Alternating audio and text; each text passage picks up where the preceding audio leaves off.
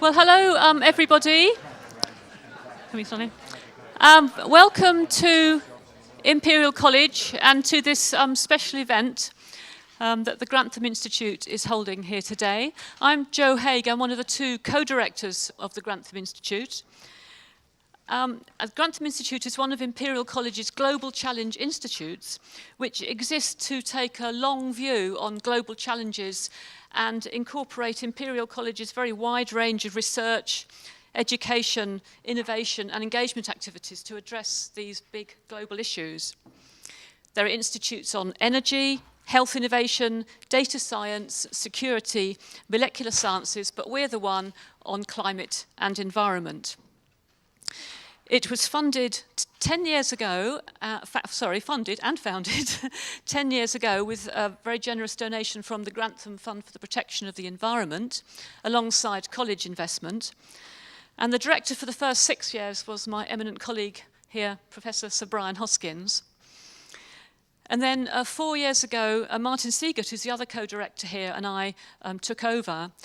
And my experience has been in learning about what's going on in the college has been frankly quite amazing. I mean, I've been at the college a very long time. I won't tell you quite how long, but just learning about what's going on in these areas in all the faculties, in engineering, in science, in medicine and in business, and how the Grantham Institute is able to have access to these researchers and helping them to talk to each other and develop activities on climate change and environmental issues. So tonight is the culmination of a year of celebration of our 10th anniversary. Highlights during last year have included the launch of a Science in the City activity, in which we take Imperial experts to advise city firms on climate science, impacts and adaptation. We've recently launched a Greening Imperial activity, which is aiming to transform the college's sustainability agenda and its profile right the way across from infrastructure, operations and all activities, and this has the support of the Provost and the Provost Board. We've also launched a Grantham Art Prize in collaboration with the Royal College of Art. All members of the college, staff and students are eligible to enter, and the closing date's the 24th of August, so you're feeling inspired to communicate your climate science in a slightly different way. Perhaps you might like to join in that. So we see the success of the Institute if it were to become a sort of thought leader in climate and environment, and to position Imperial as a leading authority on these areas. So now we're looking towards the next 10 years and what we might be able to do there. So I'd now like to pass over to Brian to introduce our eminent panel of speakers. Thank you.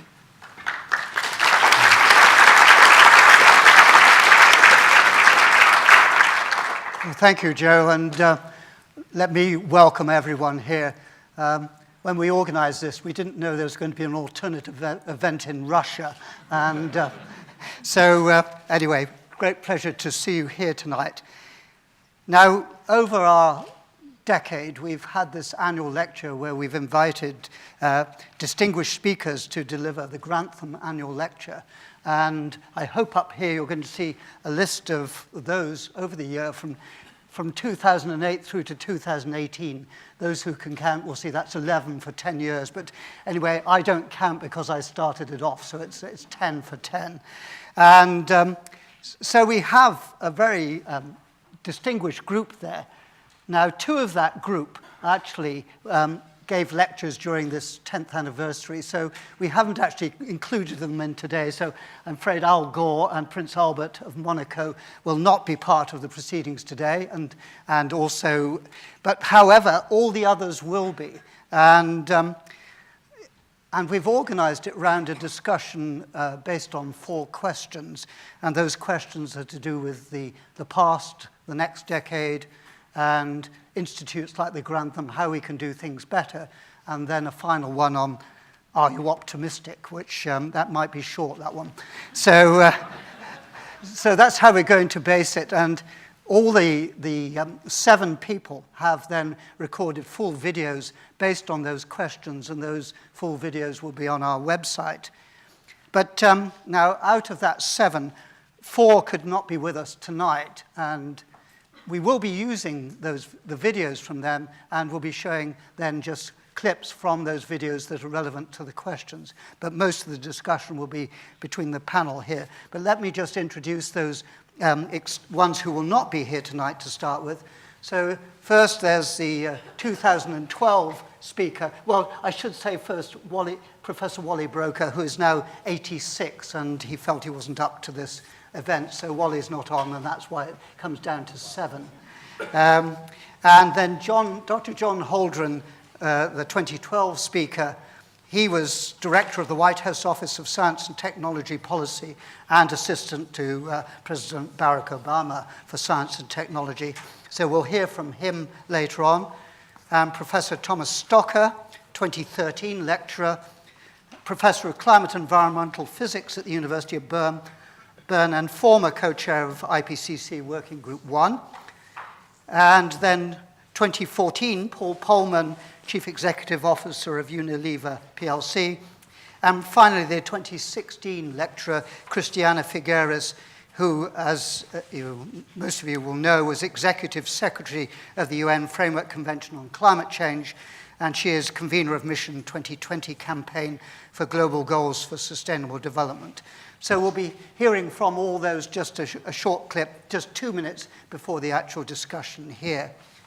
But it's a great pleasure to then welcome the 3 that we do have here. And let me start from the other end, because later on I'm going to be starting from this end. So it's great to welcome to Mary Robinson, who is our 2015 speaker. As you'll be very aware, she was President of Ireland and UN High Commissioner for Human Rights, and she is now President of the Mary Robinson Foundation Climate Justice. And then next to Mary is Martin Wolf, who is the 2011 lecturer, associated editor and chief economic commentator of the Financial Times. And next to me here is Professor Chris Rapley, the 2010 lecturer, who is professor of climate science at UCL and former director of the Science Museum. So that's going to be the panel tonight. So without further ado then, I will go on to our first question. And the first question we've posed to this distinguished panel then is, what do you think has been the biggest climate change related event in the past decade? Do you have a personal highlight? So that's the lead, and we'll first hear from the video then their response to this question. I think the biggest change in climate science over the past decade has been a huge increase in our understanding of how climate change is driving changes in extreme weather. The radical shift that has occurred over the past 10 years is very clearly the shift in understanding. The knowledge to which we have access now has dramatically changed the nature of the debate and the preparedness of governments and businesses to act. The biggest change in climate science of the past 10 years is certainly the ability to detect and attribute climate change to the increase of carbon dioxide, not only for global mean temperature, but for many variables such as sea level rise and some extreme events. It is clear that the challenges are now much more urgent, and the world recognizes that. But in my view, the biggest change has been the shift in the understanding of the economic case for action. We have all understood the moral case, but thanks to the work of groups such as the Global Commission on the Economy and Climate and the Business and Sustainable Development Commission, we can now back that up with a robust business case. For all of us who were in Paris on December 13th, when the moment that the gavel went down and the Paris Agreement was adopted unanimously by 195 countries, we will never forget that moment. Well, there have been many highlights over the past 10 years, but everyone who worked so tirelessly to achieve the Paris Agreement looks back at that day with gratitude.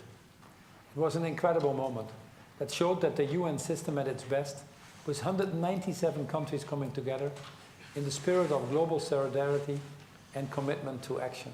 And to see finally that very concrete achievement, which still needs to be worked on, but to see that milestone really gavelled down was certainly, I think, if not the happiest, one of the happiest moments of my life. Right, so there we have the input from those who could not be here tonight, but so that really is the points to bounce off and put in new points as well. Chris, can I start with you then, please? Thanks very much, Brian. Good evening, everybody. It's a real pleasure to be here. And because I'm here, I'm going to choose three things, actually. The first and most obvious one is what's happened to the planet through our actions. So humanity in that last 10 years has burned another 100 gigatons of carbon. And I checked the carbon dioxide level or concentration in the atmosphere was 385 when this august body was founded. And I checked last Friday, which is the latest result, it's 411 parts per million. So we're continuing to have a growing impact on the energy balance of the planet. We've upset the energy balance of the planet, and everything else that we're dealing with really flows from that. So that's the first thing. That's a big change that the planet has suffered. And as a consequence of that, we've seen the picture, which, of course, climate scientists have been really predicting and had a pretty clear picture of what was going to happen for a long time now. But we've seen that picture crystallize even more solidly, although that's probably not the right word to use, because I'm going to say we've seen the Arctic sea ice continue to respond. We hear a lot about the much reduced cover in the summer, but more important in many ways is the loss of multi-year ice, which is reduced very, very substantially. 10 years ago, it was probably still at about 20% of the ice. It's now down to a few percent. And a paper came out a few days ago showing that the loss of land-based ice in Antarctica has just accelerated by a factor 3 over the last decade or so. So we're seeing the cryosphere, which is very sensitive to this energy imbalance, responding quite strongly. And of course, sea level is continuing to rise. And I don't know if you've come across it, but a book came out recently, The Waters Will Come, by Jeff Goodall. And I really recommend that, because what it's showing is that people are now beginning to take decisions about whether or not to sell their condominium in Miami, because they see what is happening around them. It's no longer some abstract construct or abstract concept. It's something that's affecting people on a day-to-day basis. But then I'll join in with the others you saw on the video and say probably from the point of view of the future, the biggest event has to be December 2015 and Paris.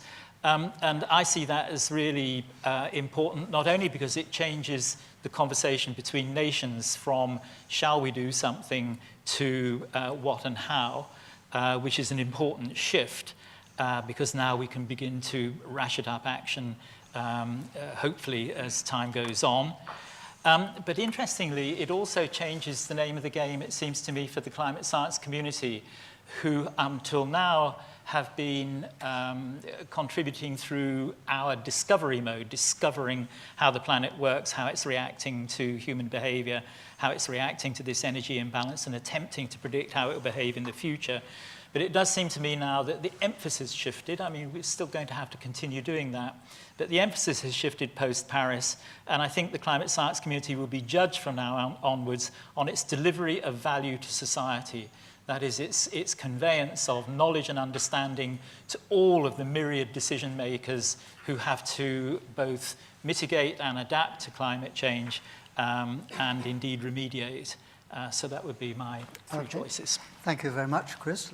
Let me go to you then, Martin, to take on. So first of all, it's a great pleasure to be here.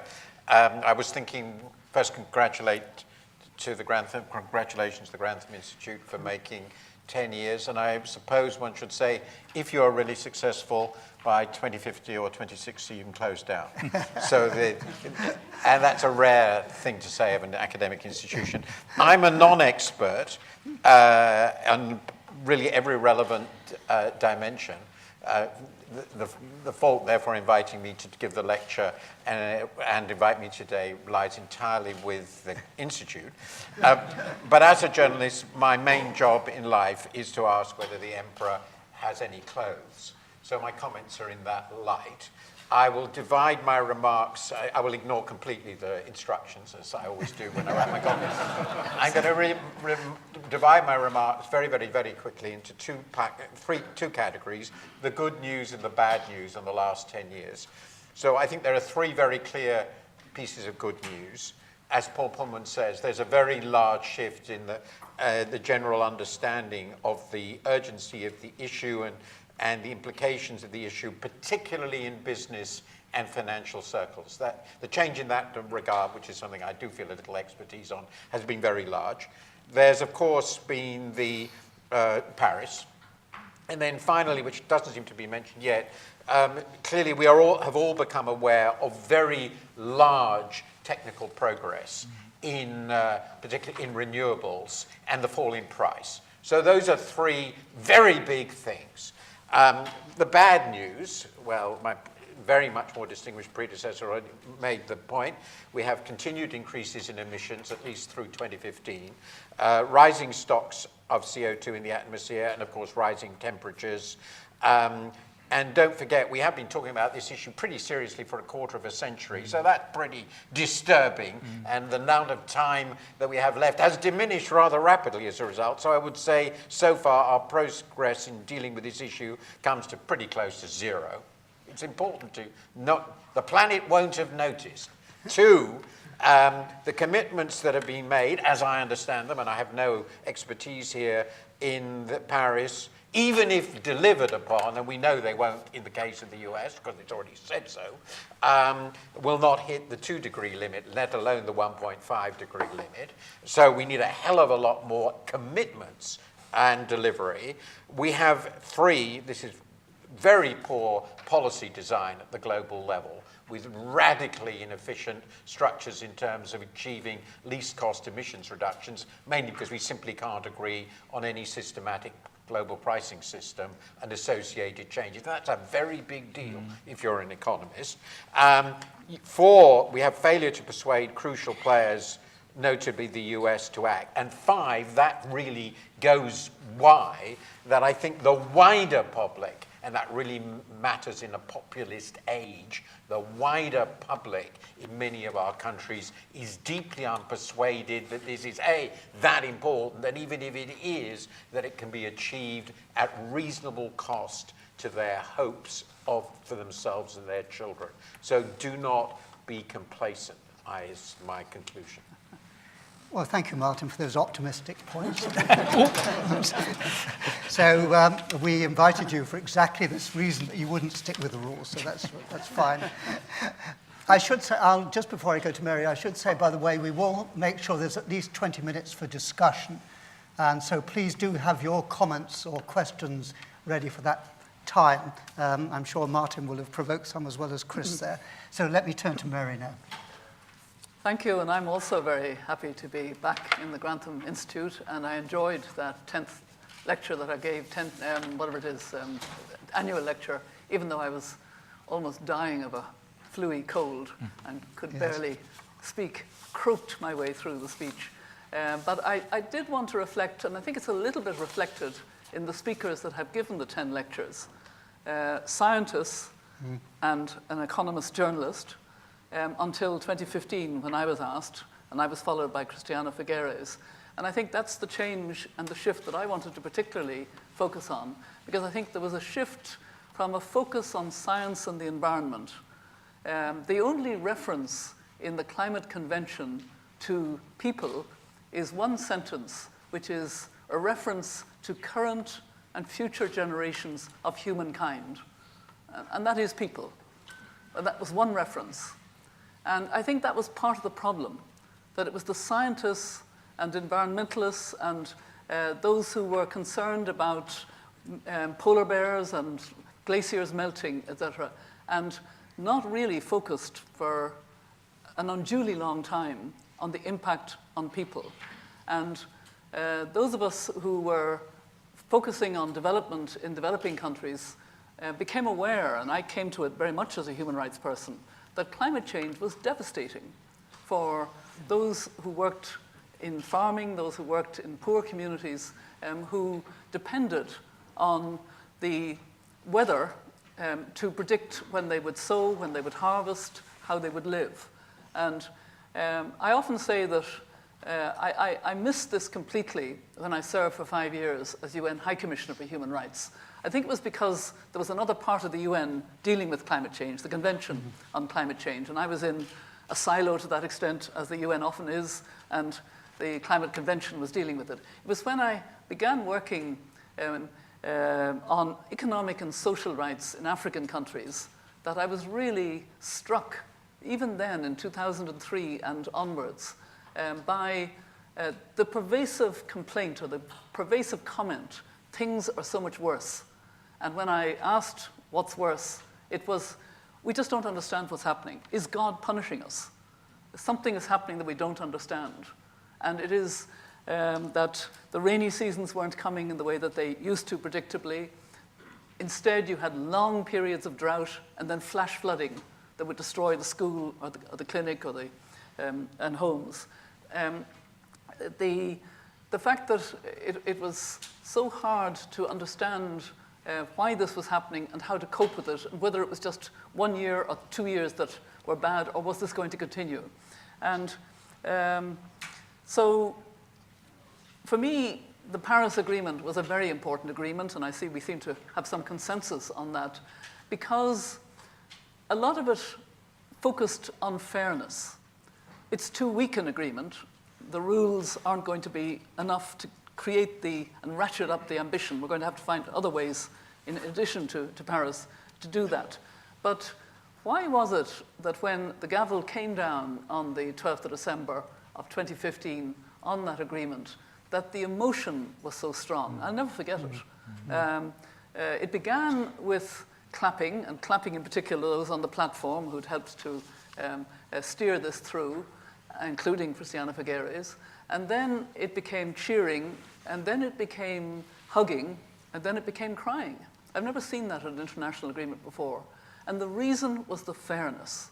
Small island presidents could go back to their countries and say they've committed to be well below 2 degrees Celsius of warming, above pre-industrial standards, and they've said they're committed to working for 1.5. That had not been clearly stated in an international agreement before. And, you know, I'd been talking to Anatole Tong of Kiribati, who described when he went to Copenhagen, he was hoping for a commitment to 1.5 degrees, and it didn't happen. And he said he went away from Copenhagen in some personal despair, because he said, my people have no future. If the world goes below 1.5, my people have no future. So he bought land in Fiji for quite a lot, for about $6 million at the time, in order that when the time came, his people could migrate with dignity.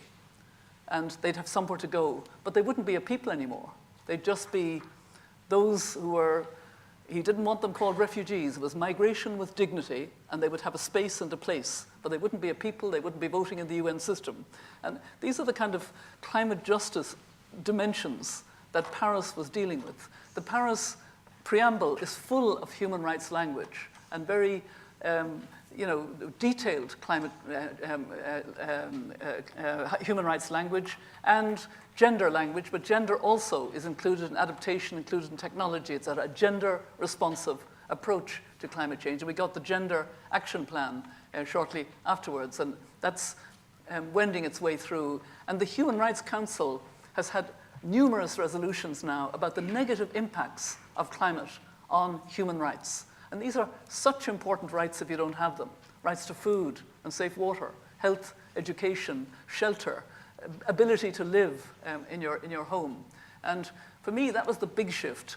And maybe because I wanted to find a moment where people reacted to a decision, in my view, a very bad decision, the decision of President Trump to pull the United States out of the Paris Agreement. He can't do that, of course, until the 4th of November 2020, and the next presidential election happens to be the 3rd of November 2020, so that's interesting in itself. But the reaction to that in the United States was very encouraging, because there is a coalition called We Are Still In, meaning we are still in the climate agreement, which many of you will know about.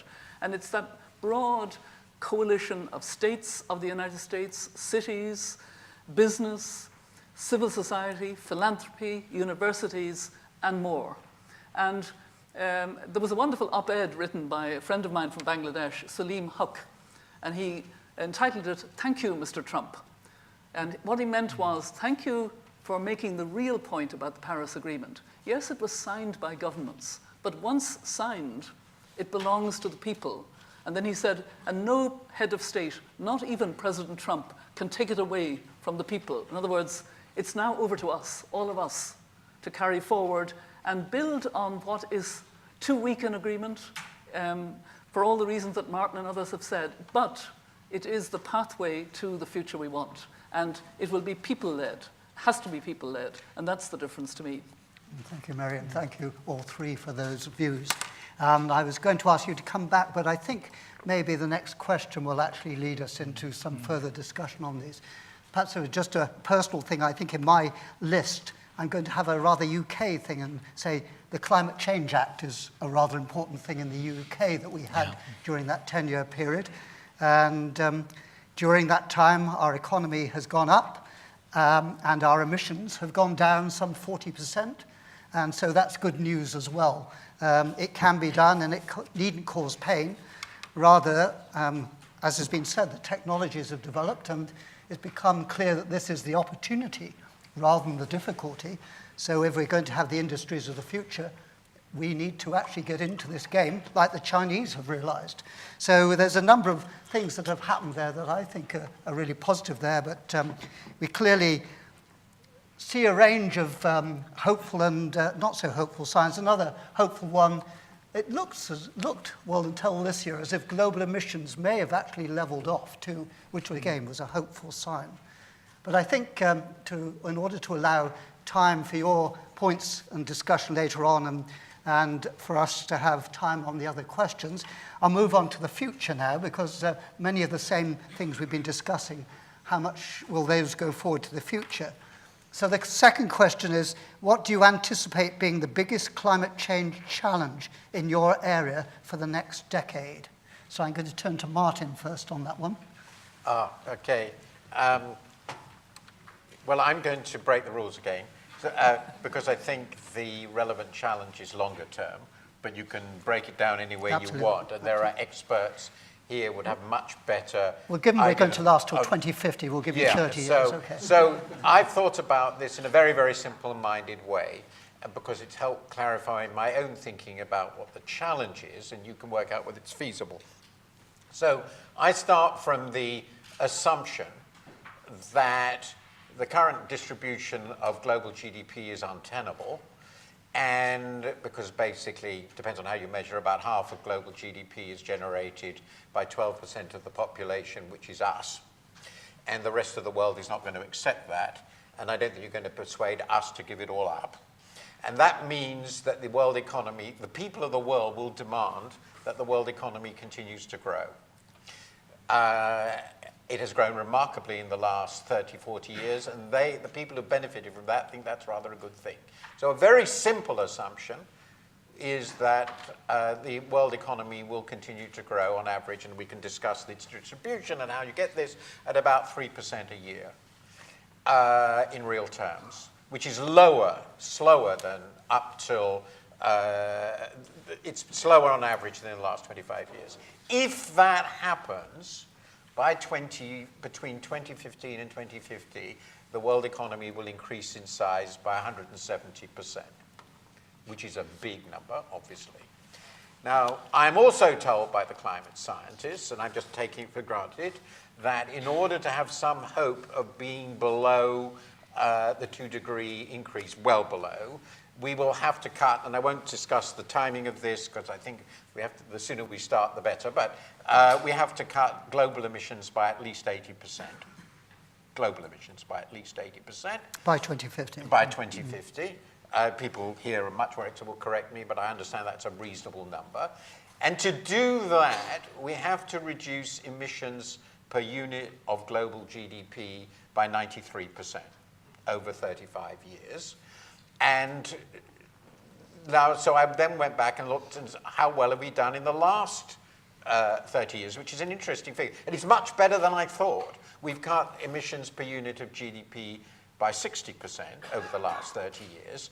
And that's a decline at about 4% a year, and the future decline has to be about 7.5% to 8% a year. So we basically have to double the rate of reduction of emissions per unit of GDP. And of course, we have done a lot of the simpler things. So the conclusion I reach is this is a systemic, global, technological and economic transformation to be put through in slightly over a generation of a scale human beings have never managed. It's a sort of like a war-type effort over a generation. Is this possible? I have no idea. I'm not the person to judge this, but I think it's very, very important to get in our minds that this is a colossal and pretty swift transformation, with most of it having to happen in the countries where most of the growth will occur, and nearly all of that growth, of that 3% a year, will not be occurring in countries like this, but in the emerging and developing world, predominantly in Asia and in Africa. Thank you. Before I turn to you, Mary, I'm going to have the video clips now, if we can, of our external four and see what they said. The world finally realized that we can address climate change. Now the question is, are we going to do so in time? The biggest climate change challenge for the next decade is certainly to get a better handle on the regional climate change that we project for the future and its association with the availability of resources. It is increasingly clear that we can't solve climate change without solving the issue of what happens to the world's forests as we try to increase food production to at the same time meet the needs of a growing population. Studies have shown that natural climate solutions account for 37% of the emission mitigation potential by 2030. Yet they account for just 4% of climate financing directed at mitigation. The biggest roadblock to achieving the Paris Agreement is right here. It's how we think about this. It's not technology, it is not policy, it is not even capital. It is about how we think about this. Well, I would like to see a world in which we have rebuilt trust in our institutions, whether public or private sector. Trust is the cornerstone of cooperation and partnership, and it is only through these approaches to collective action that we will be able to scale up solutions to the challenges that we face. It is not about who is here, who is not here, who has exited, who has not exited. It is about changing our mindset. That is the greatest challenge. I think, frankly, the biggest climate-related challenge in the policy domain in the next decade is the earliest possible jettisoning of President Trump, either at the polls in 2020 or with the help of Congress sooner. Former White House advisor. Would certainly help. Mary, can I turn to you? Well, I must say I do align the remarks I'm going to make very much with what both Christiana Figueres and Paul Pullman were saying. Christiana said change of mindset. I was going to say change of behavior. I think we need to internalize now what we have come to see in this broader context, not just the science, but also the political agreement in Paris, the commitment, the goals, and the wider 2030 agenda on sustainable development, etc. And we need to do it in a way that is very much people-oriented. I remember Wangari Maathai, whom I loved dearly, because she used to come to the UN and she broke all the rules about being told she could only speak for 5 minutes, and she would ignore that. But she would have a simple message, and it's not a bad message even now, today, which is reduce, reuse, recycle. And we need to do it much more. We need to have the circular economy to do that. We need to think about getting out of plastics. I'm very glad that's a big discussion now. And we need to get the message out from institutions like the Grantham Institute to the much broader world that will change behavior. And one of the areas that I have particular interest in is women's leadership. I mean, I go to conferences of women leaders. I'm a former woman president, so I get invited to conferences, and we talk about economic empowerment, we talk about Me Too and violence and harassment, we talk about political involvement at all levels of women, and then we talk about health, and then we talk about education, and somewhere way down the scale, there might be a discussion about climate, and actually women are not very comfortable. They don't know how to talk about it. And they don't quite, you know, they know that it's important at a certain level, but it has never really been as important to women who are, by and large, the mothers and grandmothers of this world, as I am myself, to start changing behavior, start contributing to changing behavior in a very real sense and globally. I do agree with Paul that business has an important role to play, and I'm very happy to actually be involved with the B team, which he's now chair with Sharon Burrow of the ITUC. They're the co-chairs of the B team, a nice blend of a senior businessman and the most senior woman trade unionist in the world being together in co-chairing the B team. And I co-chair for my own, for what it's worth, the net zero task force of the B team.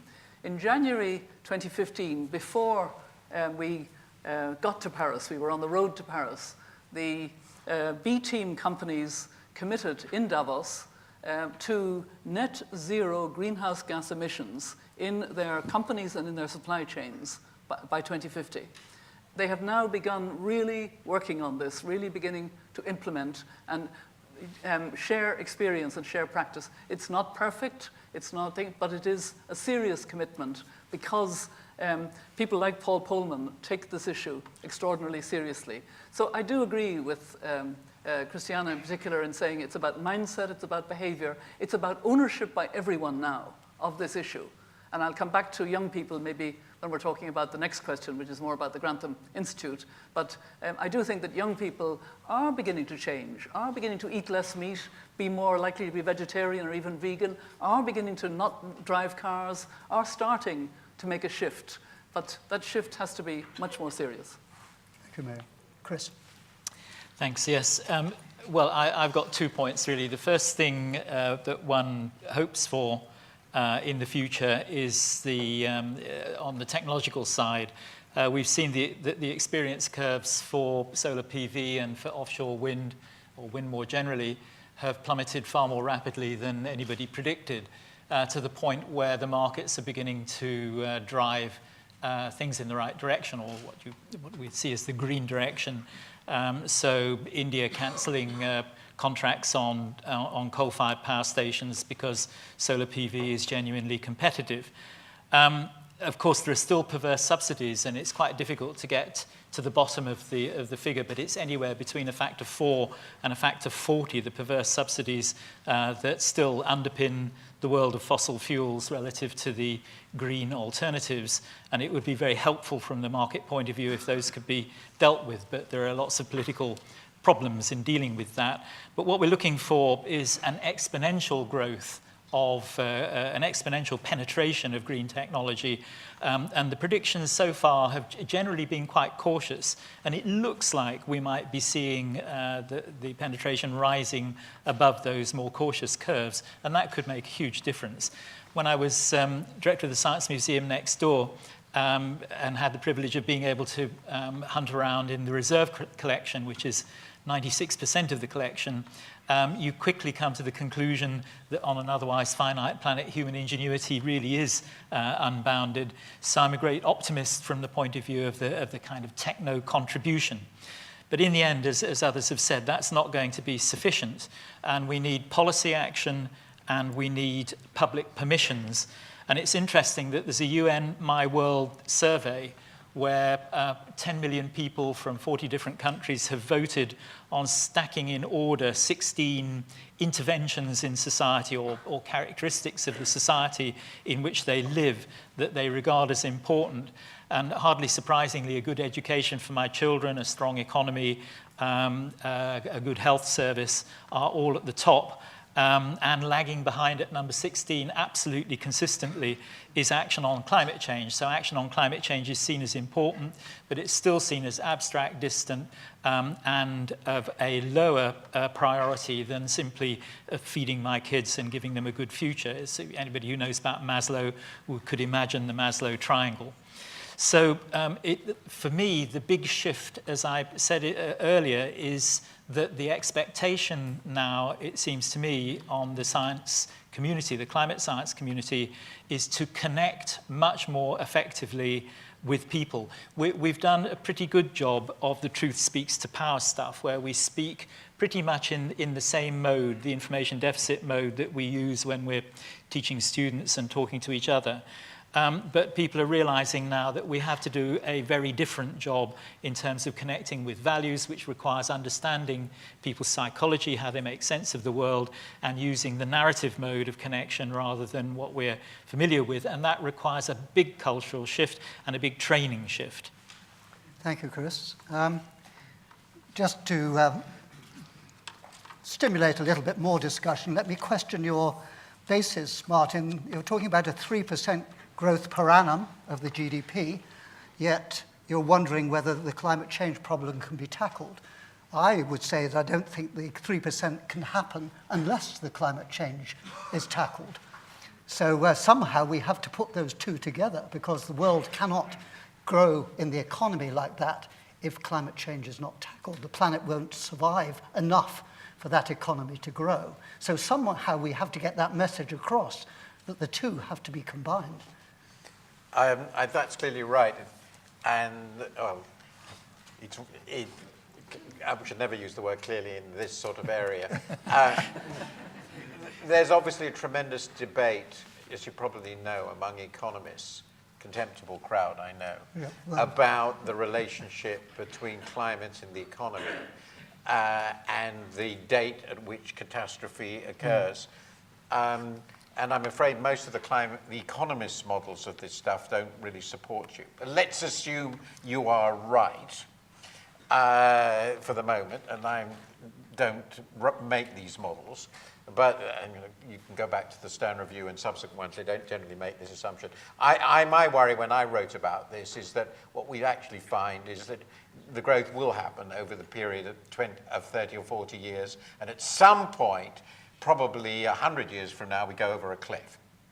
And that's what will frighten you most. It's not going to be smooth in the way you suggest. It'll be discontinuous and scattered and terrible. So you may turn out maybe wrong over this time. It's a 35-year period. Anyway, the point arises, anyway, whether it's a question of whether this path is feasible or desirable, because this is the question, the same point applies, that we have to make very, very, very big changes in our aggregate trajectory really very quickly. Absolutely. And we have shown remarkably little sign of being able to do this so far. I've looked at the figures on emissions. They seem to suggest that the last figure I saw was for 2016. It's slightly below 2015.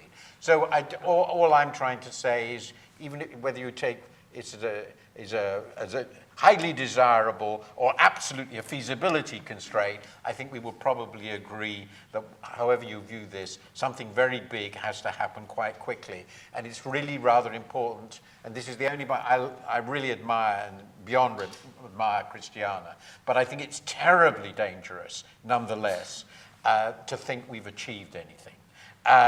We have understood that we need to achieve something. We've agreed that we should achieve something.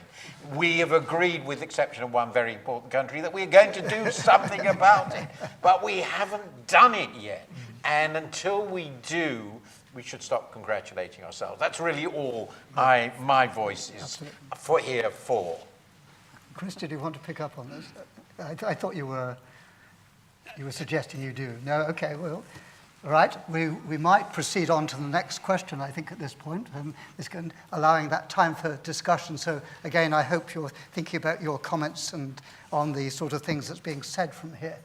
So the question 3 then is a bit more inward looking to us, but institutes like the Grantham Institute, which bring together academics with policymakers, business leaders and industry, how can they do better?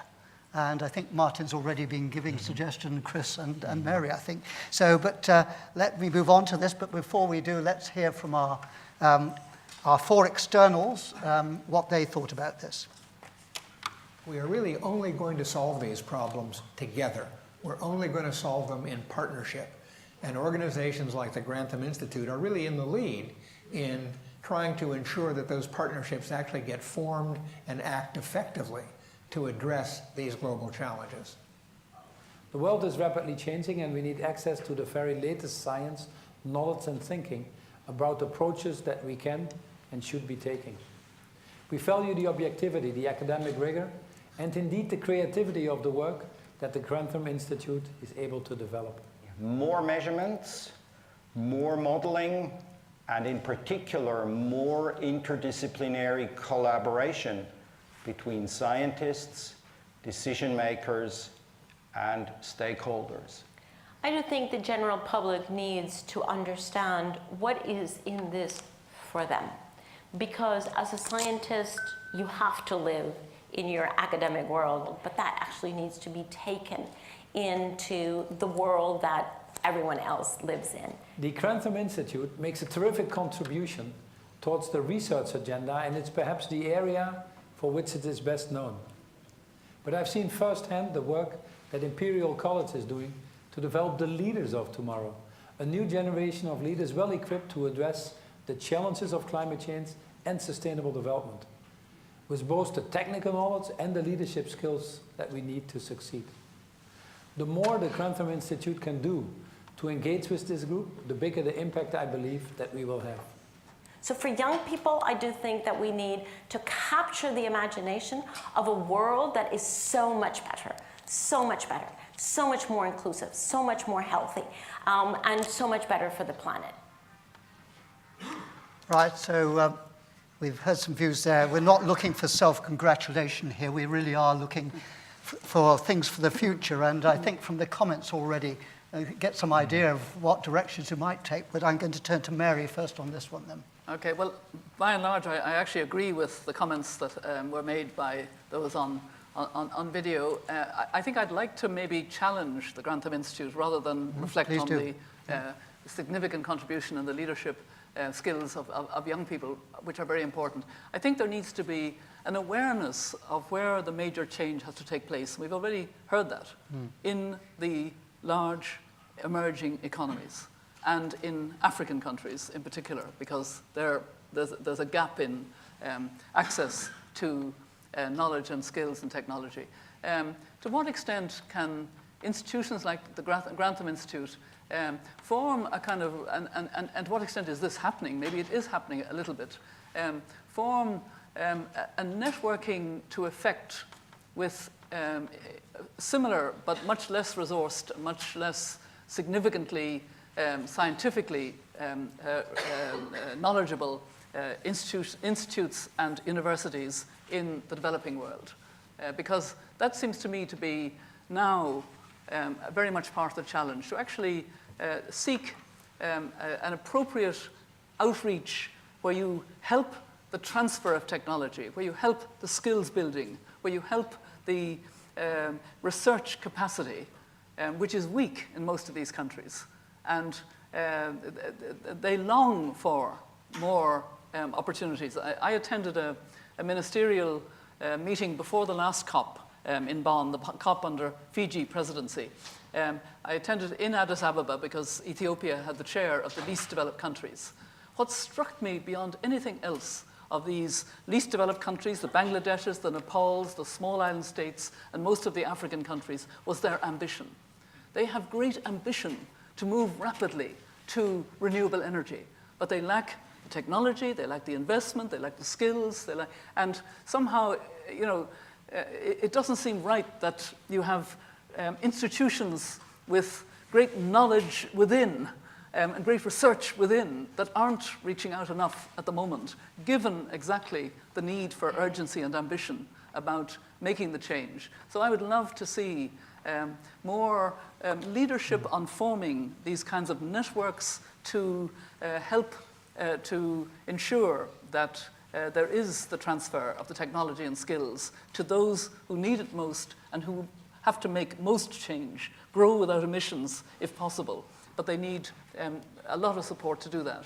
And so, and I do also welcome the fact that young people are taking a responsibility, whether it's in divestment, whether it's in their own lifestyles, you know, things like No Meat on Mondays organizations, NGOs around the world, what they are doing. And I think that's the other side of this issue. Perhaps I can just insert something on there. We are doing something, but no doubt not enough. Our links with IIS Bangalore, then there's been quite a lot in terms of solar power and getting that, helping that into India. And there's also links with Imperial with Africa and this, but I'm sure we can do a lot more. So let me turn to Chris. Okay, well, I'm going to continue with my theme about training young people and changing the culture of climate science training and research. It does seem to me that we, Peter Liss is sitting there, and he'll remember that in 1994, when I took over the International Geosphere Biosphere Programme, in my first presentation to the board or science committee, one of the traditionalists was outraged that I seemed to believe that the science we were doing had a purpose. Absolutely outraged at the idea that this was going to sully the purity of the academic exercise.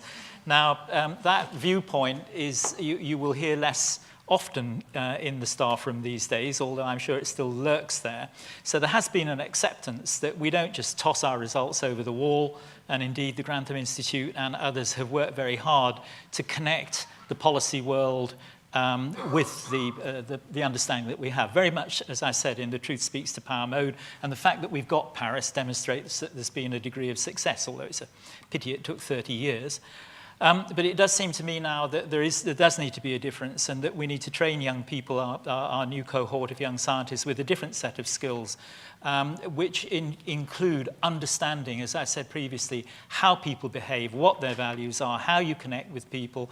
I mean, people in this room all fall into one value set, which is doesn't represent humanity overall. We've been joking a bit about the value set that President Trump represents, but that's a real value set, and we see it very evident in the world today.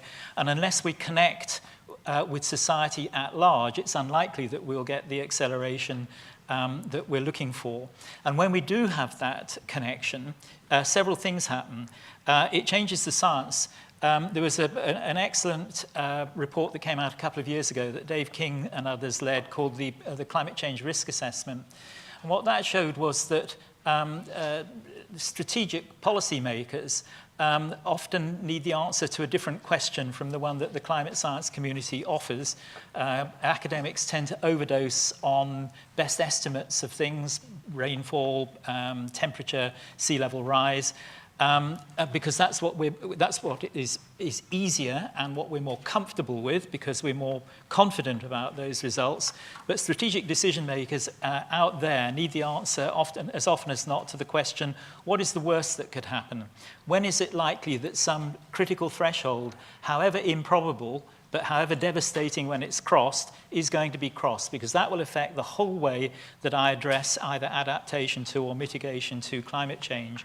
So that two-way interaction between science and society still needs a great deal of development, and it's that shift in the culture, which has to be through the reward system, that I think the Grantham Institute and others can play a role in. Let's face it, any young climate scientist who's smart these days knows that however much their head of department talks about impact, if they're in the last 3 for the next lectureship or readership, it's the one who's got the 5 Nature papers that will get it, and that culture has got to shift. Hopefully they could have four Nature papers and do it. But anyway. The other one will still get it, but never mind.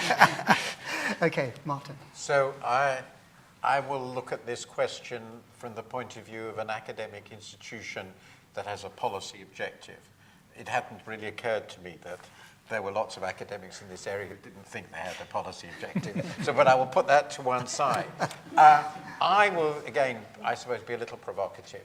I think, probably more than a little, the scientists have won in the sense that basically anybody who's reasonably, so I look at sort of reasonably open to scientific argument and able to read even a bit of maths and modestly logical and knows some basic physics, understands, I think, the core of the argument. So you persuaded me. Okay, so I'm a representative economist as idiot. And so you've won in the sense that you persuaded people like me and policymakers like me. And that it doesn't begin to be enough, as Chris said. And I agree completely with what Mary said about development. So what is the challenge now? The challenge falls in other areas. What actually changes policy. And it's not about talking to decision makers. They don't operate in a vacuum. So I would say that your future lies, whether in your own institution or by integration with and cooperation with other institutions, in the link between climate science and sociology, political science, anthropology, development economics, economics more broadly, understanding the media. In other words, this must be embedded in the question of how does analyze and address the core question, which is how does understanding of a technical and scientific nature move society when it is in an area which affects people in such a profound and core way. So if I were here 10 years from now and I were asked, I would then be way into my 80s, so I don't think it's very likely, has the Grantham Institute been successful in its second 10 years? I would say the answer to that would be yes, if it has succeeded in moving beyond the widespread and now widely shared scientific understanding among informed people to a real understanding of how that can affect the world. And to do that, I think you have to go and talk to people who aren't scientists. Mm-hmm. Absolutely, yes. Okay, I think there's a fair amount of agreement amongst everyone there. I'm not sure I should say in our defense. I mean, I think we have been thinking along these directions, and I think the PhD program we started some 9 years ago was very much an attempt to not lose the 5-star scientists, but to make something to the program that made sure those 5-star scientists were able to talk to others, they realized what the problems were, they saw the political world, they went out, but they were not diminished as scientists. So it's trying to get that balance, because the last thing we need is poor scientists talking to everyone else. We need excellent scientists and technologists going out. So having to get that is a real challenge to academia. Perhaps I could just add that the science community as a whole, no one scientist has to do everything, so everybody finds. But it's a question of finding the right balance overall. Yeah. Does anyone wish to come back on? Okay. There are lots of institutions working in this sort of area around this city and the world, and it seems to me that collaboration between you might be part of the answer. Yes, I agree. Academics are not necessarily good at collaborating with their neighbours. We have noticed. But we do have a joint Grantham Institute structure with LSE, so I know. So we do try and talk to others there. But I agree. So there's lots of interesting points for us to take on board there. I should point out to you that I think in your seat there's a celebration poster which tries to say some of the things we think we have done, but I'm sure there's a lot more that we need to do. And out there, when we come to the reception afterwards, you'll find not the usual post-it board, but I'm sure it's a very elegant post-it board where you can put your elegant thoughts about really how we can do all this better. So please do that when we come to the reception later. So we now come to the part which is where the audience, come in on the discussion. And you've heard lots of provocative things from this side. And it'd be very nice to hear some provocative comments or questions from you now. So I warned you this would happen, so I'm sure you've been thinking about this. So let me ask for those questions now, please. Okay, over there, the lady over there. Yes. Do that right at the end. Do we have the microphone there? Right, and over there. No, one up. One up? There. Hi, so I'd like to ask the panel, as representatives of their peers, how they themselves are changing the way they behave and okay, I think we get it. Yes. So, for instance, are they willing? What are they willing to do in the future? Like, are they happy to become veggie not just meat-free Monday, but meat-free always, and zero waste and zero fossil fuels, for instance, banning fracking and Well, okay, tight oil right. and so You've on. asked your question, that's fine. Okay, I think the panel will be ready for this And one. how will they convey that to the general public? Ah, that's a separate question, okay. Right, okay, Mary, can I start with you? You want to, will we take more Yes, than one question? just do you want to respond? All Yes. right. I've been very conscious of the fact that because I'm older than anybody else in my foundation, I'm the problem. They're much more paperless. They are more likely to be vegetarian or even vegan. And I'm consciously working my way through this and talking about it very openly, that I do see the need to change. I do see that it's important that we all take a kind of responsibility. I'm about to launch a podcast called Mothers of Invention, and I'm doing it with another Irish woman, Maeve Higgins, who's a comedian, and we talk about what each of us is doing to walk this talk as part of our series, because we want to both be accountable and walk the talk, but also encourage others. And I think it's important not to, sort of put yourself up as being, I'm great, I'm not. I still have quite a way to go, but I'm very conscious that if I'm going to be persuasive about everybody else and about changing behavior, changing mindset, taking it more seriously, that we have to do it in a way that appeals to people. And luckily, I'm doing it with a comedian, so we're having a lot of fun. I mean, we're enjoying each other as well, which is important. Martin, are you going to respond or not? Yes, I'm perfectly happy to respond. The answer is I haven't done nearly enough, so I'm well aware of this. Some aspects of my life, like flying all the time, would be almost impossible to give up. And some, like the fact that I still really do like meat, are really difficult to give up. So I'm certainly not successful. But I would like to push back a bit, because there's a debate to be had here. I don't think this problem will be solved by each individual deciding for him or herself to change the way he behaves, because this is a collective action problem. And this is, in fact, the most complex and difficult collective action problem we will ever face. And it won't be dealt with by other than by measures that change everybody's behavior, which are systemic and systematic. So I don't actually believe that if we persuade a certain number of people to go vegetarian, it's going to bend this curve to any significant degree. So while I fully understand the moral force behind this, it seems to me that we have to understand that if we're going to change this, it's about collective behavior, which means policy, political process, technological systems, all that sort of thing, rather than purely personal behavior. Yes. One of the ironies of giving a talk on climate change is that the better you outline what we're confronted with, the more likely you are to drive your audience into feelings of despair and guilt, and particularly helplessness. So those of us that deliver these public messages try very hard to offer some form of agency at the end of it. And it really falls into three areas: your personal life, your professional life, and your political life. And so we all have choices that we can make in those three areas.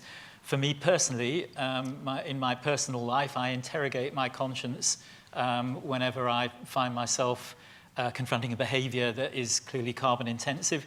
But in the end, we're all embedded in a carbon-intensive world. We would wish otherwise, but we can't help that. I don't think you can blame yourself for that, and I don't think there's anything to be gained by kind of immolating oneself.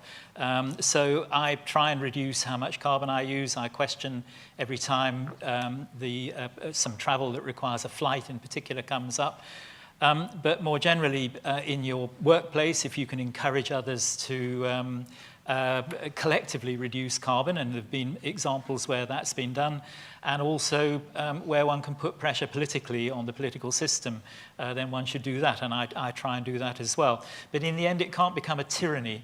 I have people walk up to me and say, I heard you went on an airplane the other day, and my internal voice says, well, mind your own business. I'm more polite than that usually, but really each of us has to consult our own conscience and figure out the best path. But when Al Gore gave his talk not so long ago, he said voice, choice, and vote. which is essentially the same thing. Absolutely. Right, up there. Panel, good evening.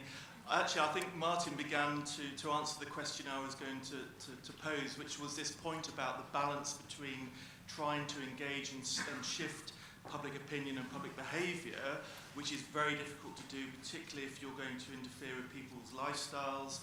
And on the other hand, looking at smart policy interventions that have actually not relied on people changing their behaviour. And so, for example, decarbonising the electricity supply in the UK has largely been achieved without people noticing it happening. Their fridge and their TV that they buy these days using less energy is not noticeable.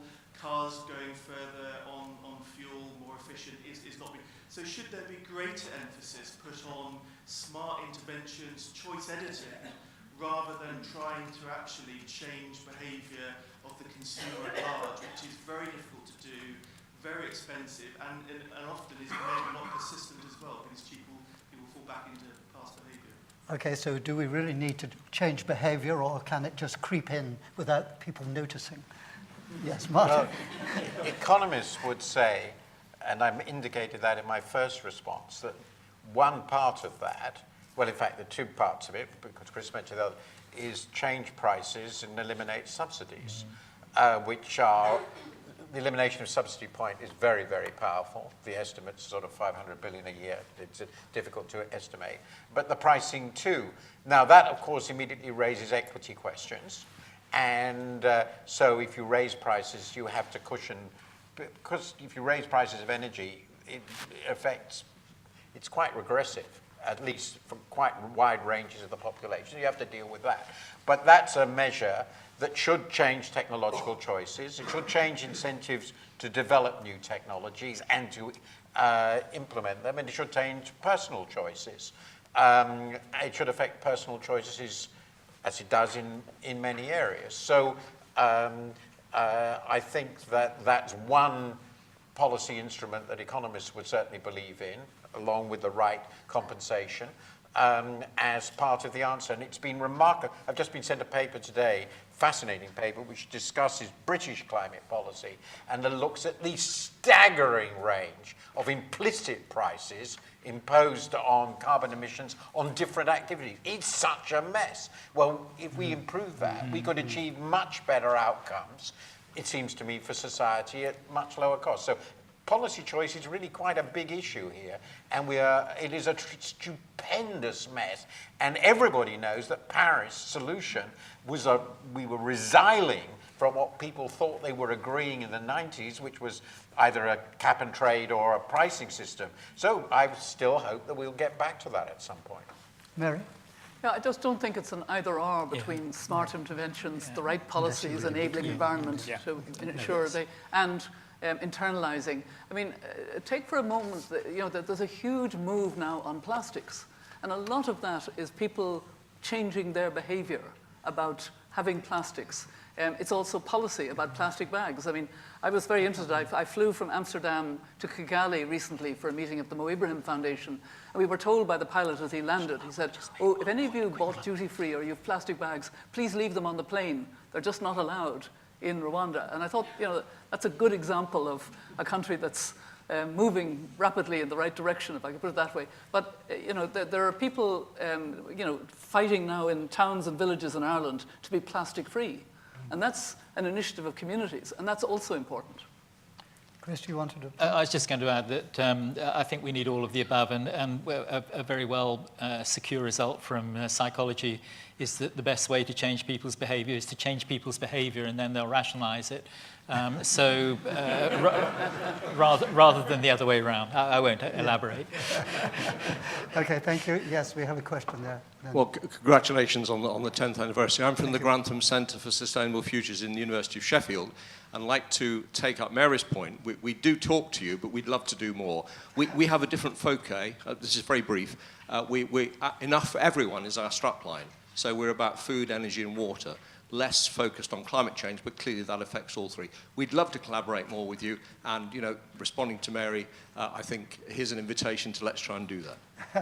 Okay, I'm sure we'll do that. So two behind there. Yep. Okay. this seems to be the voice from the north now. I'm from Liverpool University.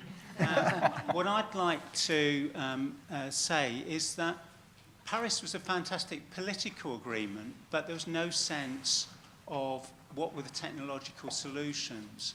And I think what we're missing is a sense of the timescales that we implicitly have to address this problem. Now, we've done work to say that for 1.5 degrees, we've got 18 to 20 years if we keep up the same emission rates, whereas 2 degrees, it's 35 to 40 years. And I think we've got to be emphasising timescales because it affects whether you're having an adaptation or mitigation policy or developing new solutions. You know, I feel the clock is ticking and we need to be emphasising that more.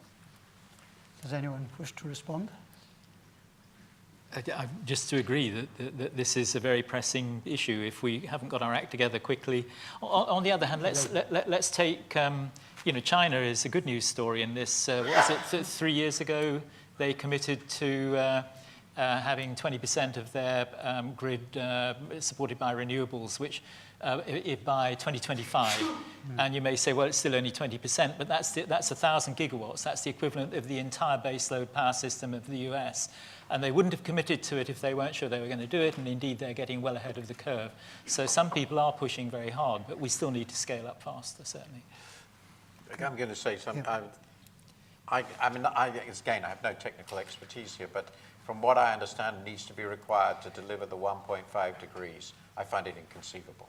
I mean, somebody can tell me I'm wrong, and I'd be happy to believe it.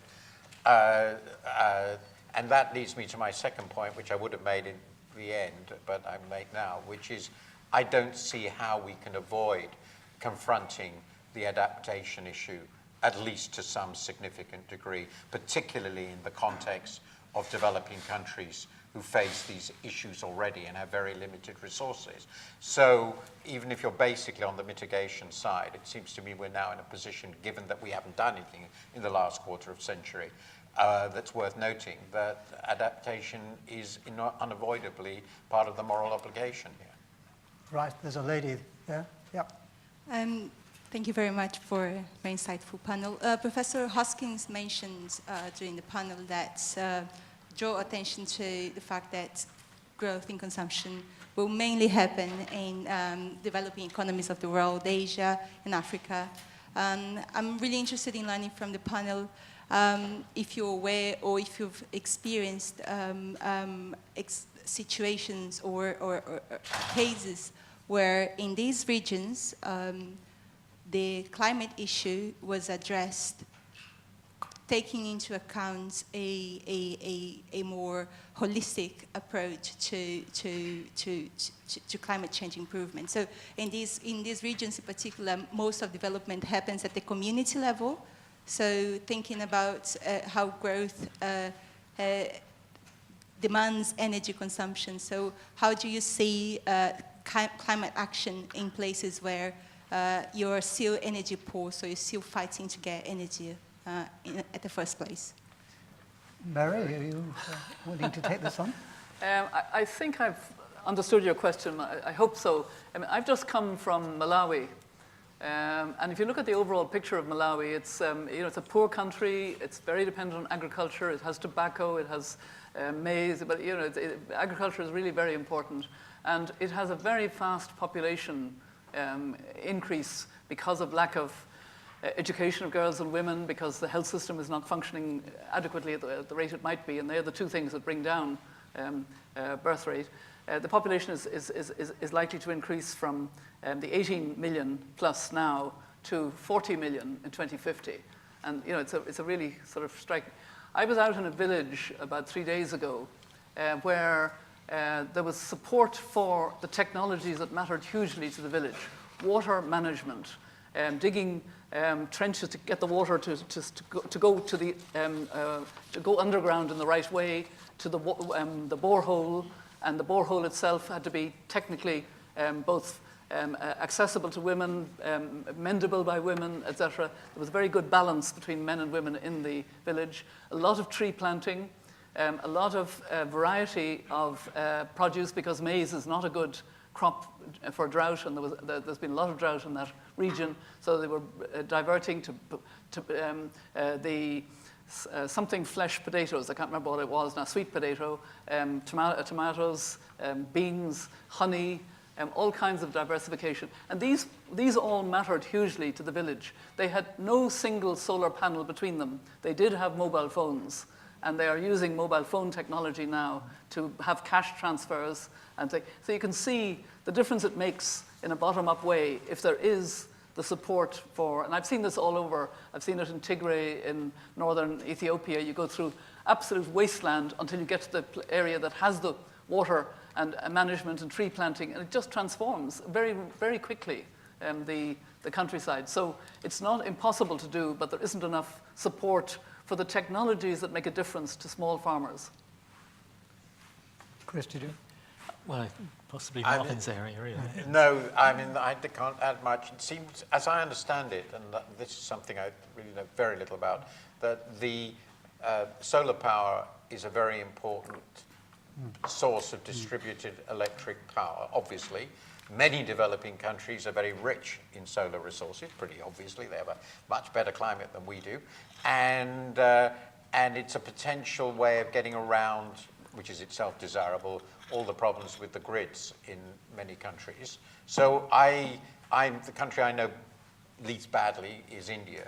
And I know that, and I certainly don't know at the community level, but at the policy level, they're very excited about the potential for using solar power with lighting, refrigeration, mobile phones, the whole thing. Clean cookspace. Yeah, so yes, exactly, as a way of bypassing many of our problems while achieving their economic gains. So clearly many people in developing countries are aware of the potential, and there is, as I understand it, real potential for leapfrogging our position of bypassing the centralized power generation system by using solar power effectively. And the collapse in price that Chris mentioned is obviously a very important contributor to that. This seems to me potentially a staggeringly important revolution in, 80% of the world.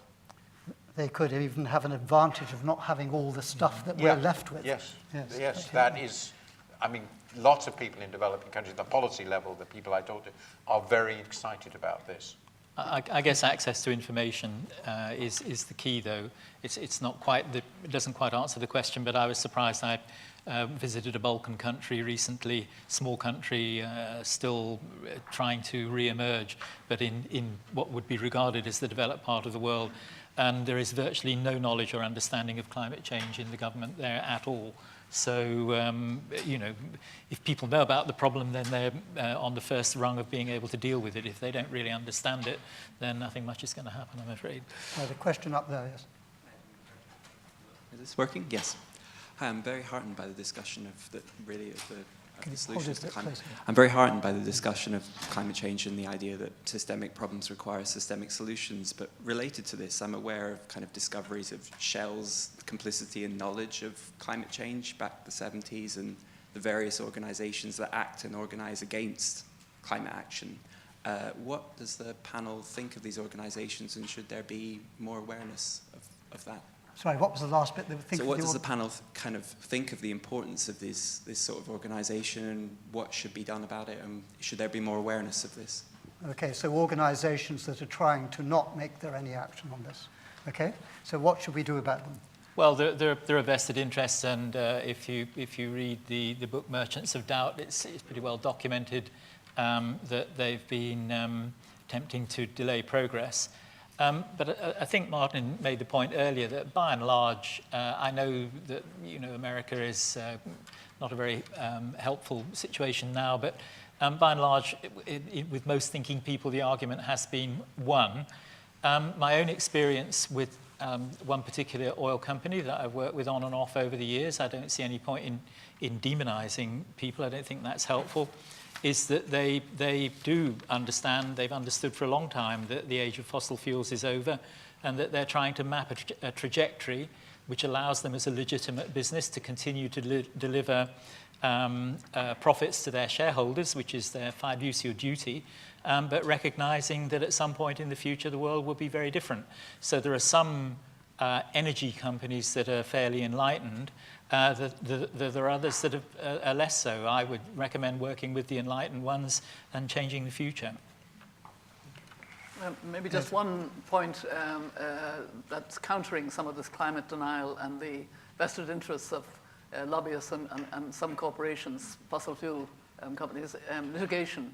There are about more than 1,000 climate change cases wending their way all over the world through the courts. And in the last year, there have been 14 significant cases against fossil fuel companies in the United States. So they haven't come to hearing yet, but I think that will be one way of addressing the issue of climate denial and the fact that it's a denial of what the company itself knows is harmful. That's part of the litigation. Can I just quickly add one little twist on that? In British law and more generally, there is an issue called reasonable foreseeability. So in addition to the litigation against those who have knowingly caused harm, there is an increasing, and climate change is now seen by the legal profession to have reached the point where establishing reasonable foreseeability is becoming increasingly viable. And so companies that have not taken action to avoid carbon bubbles or whatever will increasingly come under pressure. So the role of the law is going to become quite important in the future, it seems to me. I'm going to have to apologize to those hands, even ones I've accepted, because I'm afraid we have to move on to the final question. That final question is, are you optimistic that the world will meet the challenge of climate change?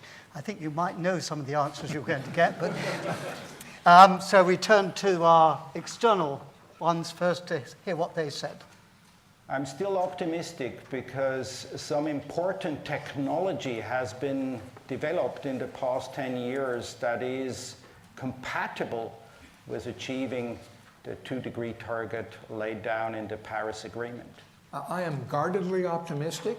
Increasingly obvious damage from climate change is making it plainer and plainer to policymakers and to the public that something drastic needs to be done. So we have increased incentives, diminished costs. That is reason for optimism. It is now a question of political will and of public support for the changes that we need to make. We have seen seismic shifts in the attitudes of the general public on the environmental issues. Just look at the impact of David Attenborough's Blue Planet on the plastic issue. So yes, I do remain optimistic that as a society, we will rise to the challenge of climate change. I continue to be optimistic that we're going to address climate change, and there's one reason for that, because we cannot afford not to be optimistic. That is why. So optimism is not the result of our achievements. Optimism is the way we approach a challenge, and that actually opens doors that we perhaps didn't see in the beginning. Right, so we have their views. I was going to start from the far end then, Mary. Well, I think I'd just like to share a wisdom that I learned from Archbishop Desmond Tutu when we were on a panel in New York a few years ago. It was a panel for social good, young people on their social media, their tablets, etc. And Archbishop Tutu gets very excited when he's in front of young people, and he was expressing his love and his enthusiasm for them, etc. And there was a journalist moderating us, a bit grumpy like Mark. And she turned to me, she said rather sharply, she said, "Archbishop Tutu, why are you such an optimist?" And he looked at her and he shook his head. He said, "Oh no, I'm not an optimist. I'm a prisoner of hope." Yeah. And I thought that was a very interesting phrase, because if you're a prisoner of hope, you don't see the glass necessarily as half full, but you tend to see that there's something in the glass that you can work on. And that's the important difference. If somebody comes into a room and talks about climate change in a negative way, all the energy goes out of the room. People just switch off and say it's hopeless. But if you're a prisoner of hope, then you have to believe that not only can we absolutely must. And it's the future of our children and grandchildren, so of course we must. Martin. Are you a prisoner of hope? To me, this is a fundamental philosophical fallacy in which we assume that ought necessitates is. Yes. So, yes. And I apologize for this perspective. So I think the question I would answer is, the point I would stress is the distinction between expectations and hope. My expectation, if I would just ask quietly to bet, is that we will make significant progress, but it won't be enough. And my hope is that I am wrong. But I don't see any point in convincing ourselves that optimism alone will do it, because to me that gets very, very close to complacency. So I hope I've given a reasonable answer, at least from my perspective. That's fine. For an economist, that's fine. This is as optimistic as the dismal science ever gets. Chris? I can't beat the poetry of Prisoner of Hope. But I'm not sure that optimism or pessimism is really the issue. It's realism. I think we just have to be realistic. And it's interesting, I was at a similar event to this recently, and somebody concluded, they said, we see the retreat from rationality that's going on, the populist movements of people upset and frightened by an ever more complex world which seems more and more out of their control. So there's been this sort of retrenchment into nationalism and populism. It does seem to me that actually we don't need a new enlightenment. I don't think we've done 30 years of enlightenment and it's only got us this far. It's not far enough. I think we need a new populism, but one that connects the reality with the populist values and emotions. So I haven't found a catchy little phrase, but it does seem to me that that's what we're looking for. Perhaps I might add something myself. I'm going to deconstruct the question now, having posed it. But the challenge of climate change, I think there is a danger that 1.49 is seen as success and 1.51 as a disaster. And I don't think it's like that. No. And if I'm asked, do I think we'll manage to keep the temperature near 2 degrees, whatever that means, I think we have a good chance of that. So maybe we shouldn't think too much there is a target. The target is to really take on the problem and do the best we can. Yeah. And if we can make it 2.1 rather than 2.5, that's great. Yeah. So anyway, I really would like, I'm afraid we have to finish now, and I'd like to finish by thanking you, the audience, and please do get involved with us in going out or coming in, whichever you wish to do. And do join our mailing list so you can find about developments in climate change and environment at Imperial. And please come to reception and enjoy what's there. I'm sure it's much better than what's on the television. But most of all, I want to thank those on the video, but then the panelists here. Thank you very much indeed.